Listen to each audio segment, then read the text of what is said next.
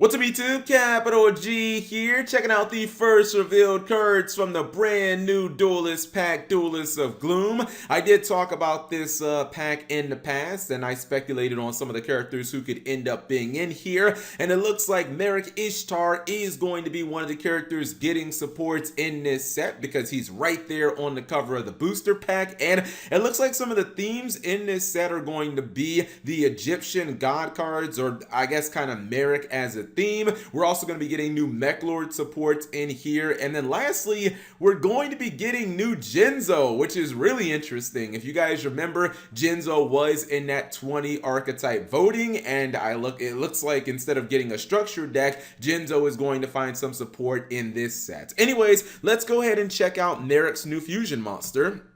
This is Egyptian God Slime. It's a water aqua fusion monster, level 10, 3000 attack, 3000 defense. It requires an aqua monster plus a level 10 water monster, which is really interesting. The first thing I kind of thought about was Metal Reflect Slime. Is that what they're going for here? Now it says must either be fusion summoned or special summoned by attributing one level 10 aqua monster with 0 attack in case you don't, or in that case you don't use polymerization. The first effect says this card can be treated as 3 tributes for a tribute summon. Second effect says cannot be destroyed by battle. Your opponent cannot target monsters you control for attacks or with card effects except Egyptian God Slime. So this is the only thing essentially that your opponent can come after. Okay, so I'll admit it's kind of difficult to review this card in a vacuum, considering that I really expect for Konami to give Merrick some new cards that are based on his older cards, mainly because the summoning conditions of this card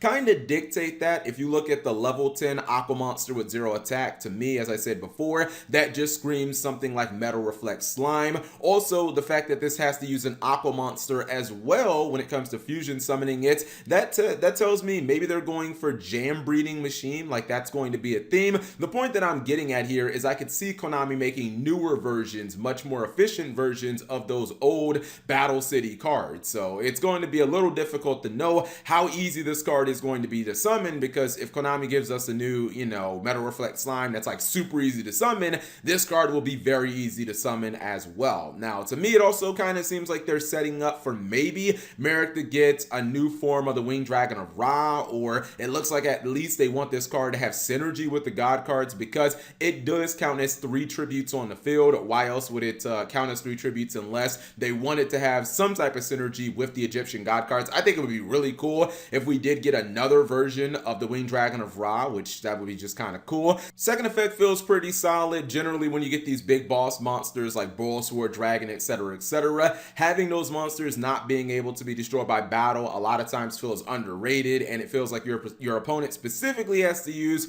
a couple of cards in their deck to try to take them out.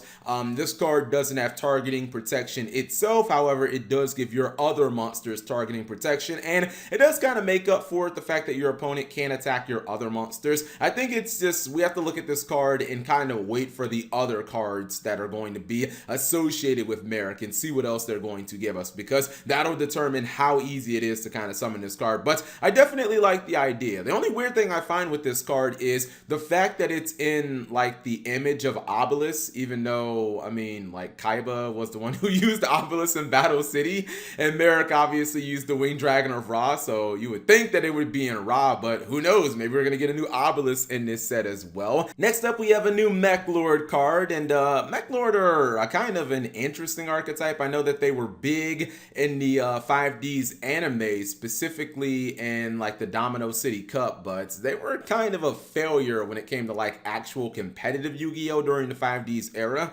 This is Mechalord Emperor Weasel. Is it Weasel? I think it's Weasel. I think that's how you pronounce it. I can never get the pronunciation correct. Synchro Absorption. It's a dark level 1 machine monster, 2500 attack, 2500 defense. At least you got good stats on a monster that's level 1.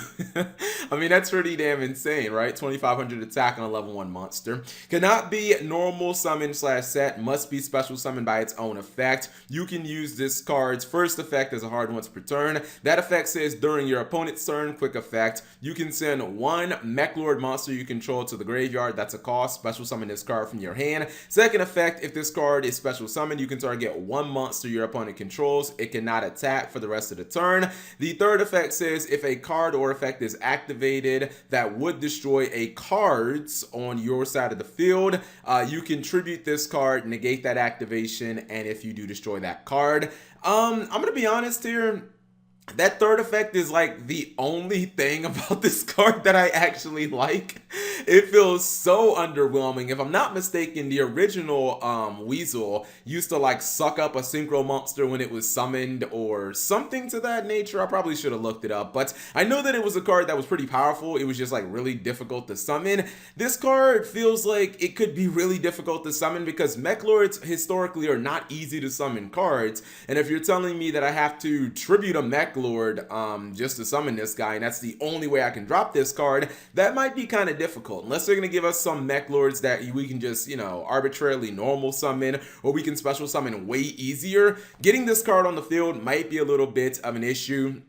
Now, the fact that it can make one of your opponent's monsters not attack, that's cute, but in Yu-Gi-Oh! Nowadays, you can just link summon everything off, or a lot of times you can just use that monster for an extra deck summon, or you can use it in some way to facilitate your plays. I kind of wish it negated the monster's effects to kind of, you know, water down the monster, make it a lot less useful for your opponent or something of that nature. I feel like this card is mainly good against mass removal, like if your opponent tries to use something like a lightning storm on you, or if they try to use a Dark Hole, Regeki, some type of board wipe against you, tributing this card might not be that big of a deal. But honestly, I'm just not loving this card. It just doesn't feel that impactful. I mean, I'm hoping that this will be just the tip of the iceberg when it comes to the Mechalords, but this card's an ultra rare, and when they have something that's an ultra, that generally means it's supposed to be like one of the better cards of what they're revealing. So I don't know if I have like the best feeling about this new Mechalord support. Finally, we have a quick play spell, and surprisingly, it's for Jinzo, which is kind of cool. As I said earlier before, Jinzo was in that 20 archetype voting. I always thought it was super weird that Jinzo was even in consideration to get a structure deck, but it looks like Jinzo is going to be getting its support in this set. This is Cyber Energy Shock. It's a quick play spell, and it says you can only activate one card with this card's name per turn, so the cards are hard once per turn. It says if you control Jinzo, target one card on the field, destroy it. If it was a trap card, you can activate one of these effects. So if you destroy a trap with this effect, you either get to negate the effects of one face-up card on the field until the end of the turn, or each Jinzo you control gains 800 attack. So this is interesting because, you know, you can only use it while you have a Jinzo card face-up on the field. However, if I'm not mistaken, Jinzo are fairly similar to Harpy Lady and Cyber Dragon, in which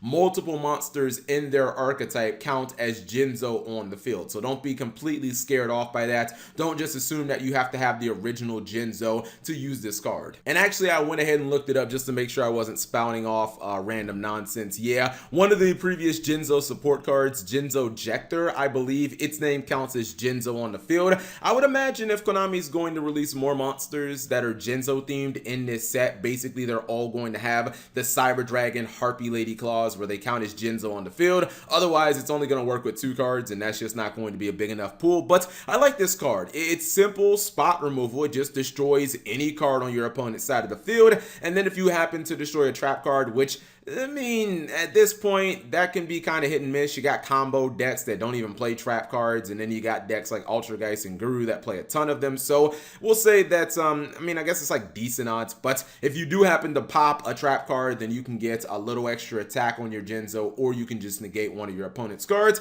This feels like a decent enough disruption card. Like, yeah, I could definitely see myself playing this card. I really wish that it was not a hard once per turn, because this does feel like a card that would be phenomenal if you could use a couple of those during your opponent's turn. Like, that would be really, really good. But I think we'll have to wait for the monsters to see, you know, what type of viability Jinzo is going to have, because as of right now, you only got 2 targets to kind of work with this card. But I would anticipate that Konami is going to give us more cards that count as Jinzo on the field, and maybe even some more ways to summon the original OG Jinzo, maybe like directly from the deck. I feel like that's going to probably be coming as well. Anyways, whatever you guys think of the new support coming out of the next Legendary Duelist, Duelist of Gloom, leave it in the comment section below, and what type of support would you like to see for these characters, and are you happy that these characters were chosen? Anyways, thank you guys for watching. As always, subscribe if you have not already, and turn on that notification bell for daily videos.